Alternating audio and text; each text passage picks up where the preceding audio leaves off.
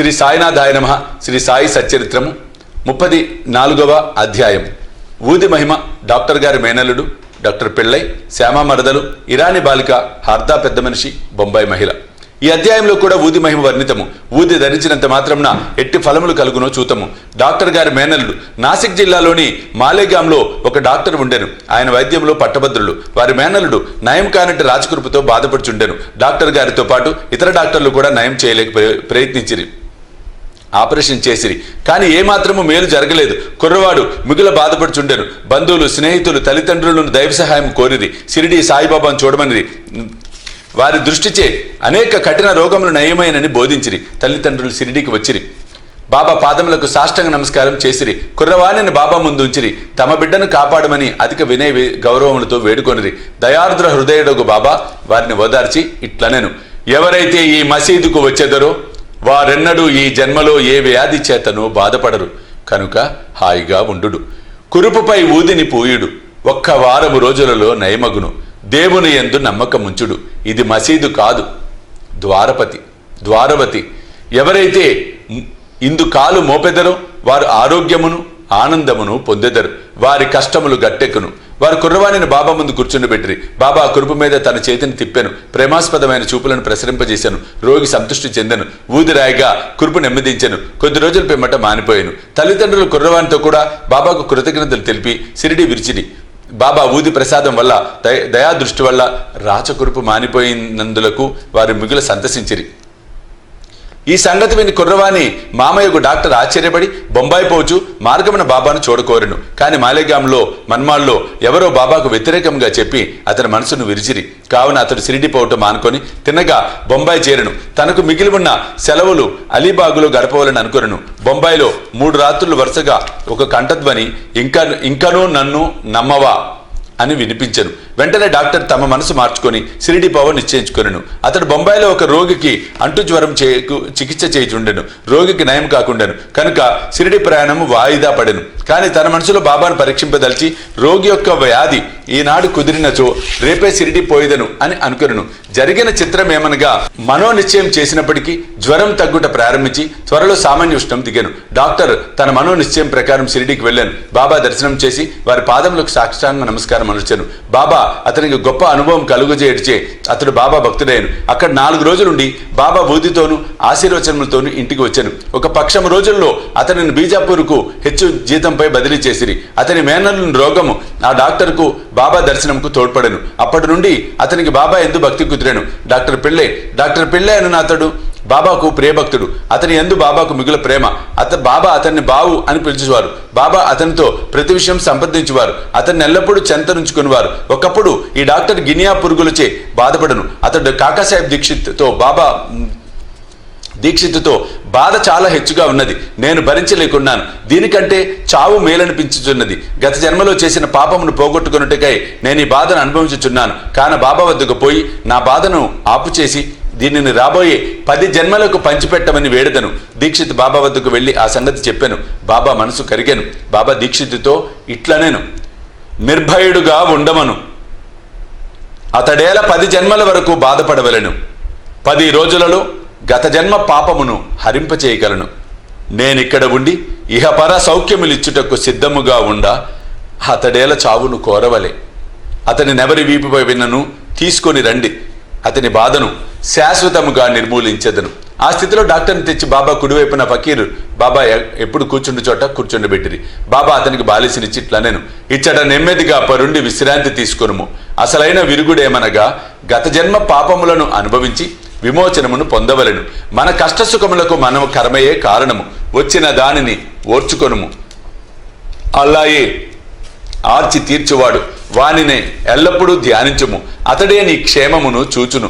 వారి పాదములకు శరీరము, మనస్సు, ధనము, వాక్కు సమస్తము సమర్పించుము. అనగా సర్వస్య శరణాగతి వేడుము. అటుపై వారేమి చేసేదరో చూడుము. నానాసాహెబ్ కట్టినని కానీ గుణం ఇవ్వలేదని పిళ్ళై చెప్పాను. బాబా ఇట్లనెను: నానా తెలివి తక్కువ వాడు, కట్టు విప్పుము, లేనిచో చచ్చెదవు. అప్పుడే ఒక కాకి వచ్చి పొడుచును.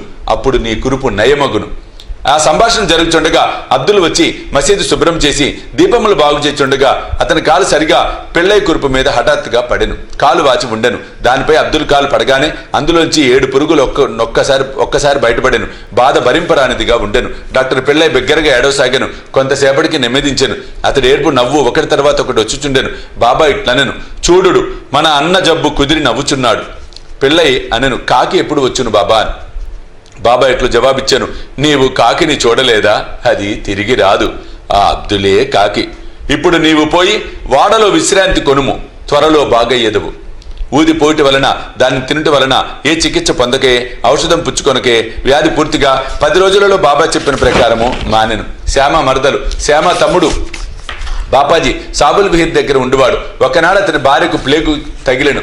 ఆమెకు తీవ్రమైన జ్వరము వచ్చాను. చంకలో 2 బొబ్బలు లేచాను. బాపాజీ శ్యామ వద్దకు పరిగెత్తుకుని వచ్చి సహా ప్రకారము బాబా వద్దకు వెళ్ళాను. సాష్టాంగ నమస్కారం చేసి వారి సహాయం కోరాను. వ్యాధిని బాగు చేయమని ప్రార్థించాను. తన తమ్ముని ఇంటికి పోవుటకు అనుజ్ఞయమని బాబాను వేడెను.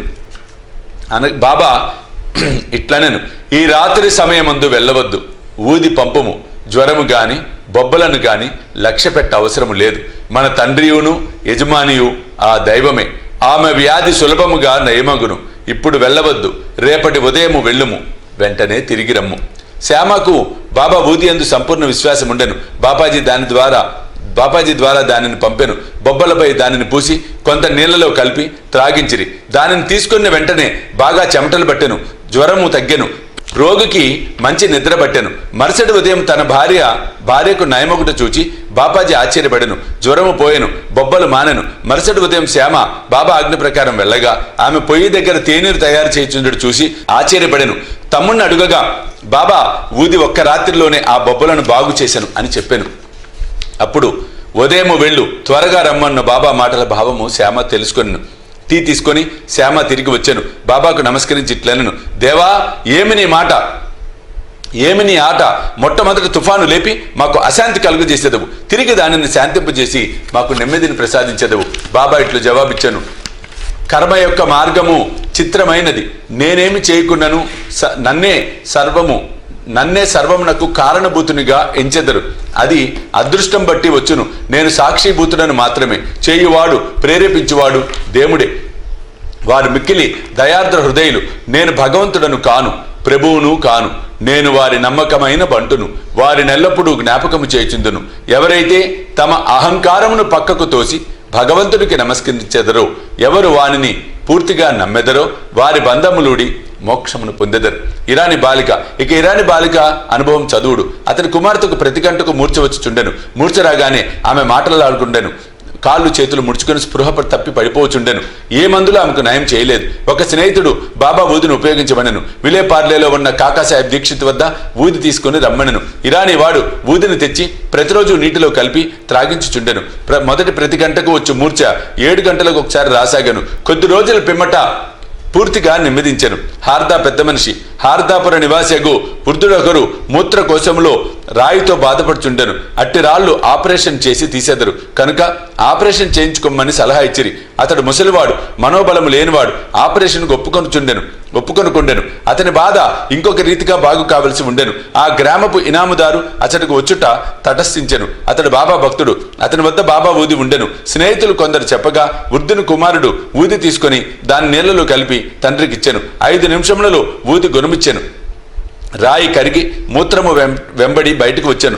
వృద్ధుడు శీఘ్రముగా బాగుపడెను. బొంబాయి మహిళ, కాయస్థ ప్రముఖులమునకు చెందిన బొంబాయి స్త్రీ ఒకటి ప్రసవించు సమయమున మిగుల బాధపడుచుండెను. ఆమె గర్భవతి అయిన ప్రతిసారి మిగుల భయపడుచుండెను. ఆమెకేమీ తోచుకుండెను. బాబా భక్తుడు కళ్యాణ వాసుడుగు శ్రీ రామమారుతి ఆమె ప్రసవించు నాటికి షిరిడీకి తీసుకొని పొమ్మని సలహా ఇచ్చాను.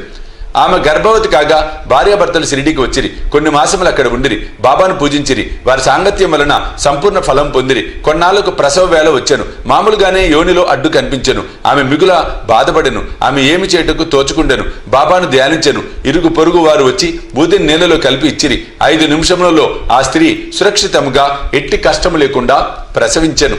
దురదృష్టము కొలది చనిపోయిన బిడ్డ పుట్టి ఉండెను. కానీ తల్లి ఆందోళన బాధ తప్పెను. బాబాకు నమస్కరించి వారిని ఎల్లకాలము జ్ఞప్త్యందుంచుకొనిరి. 34వ అధ్యాయం సంపూర్ణము. సద్గురు శ్రీ సాయినాథ అర్పణమస్తు. శుభం భవతు.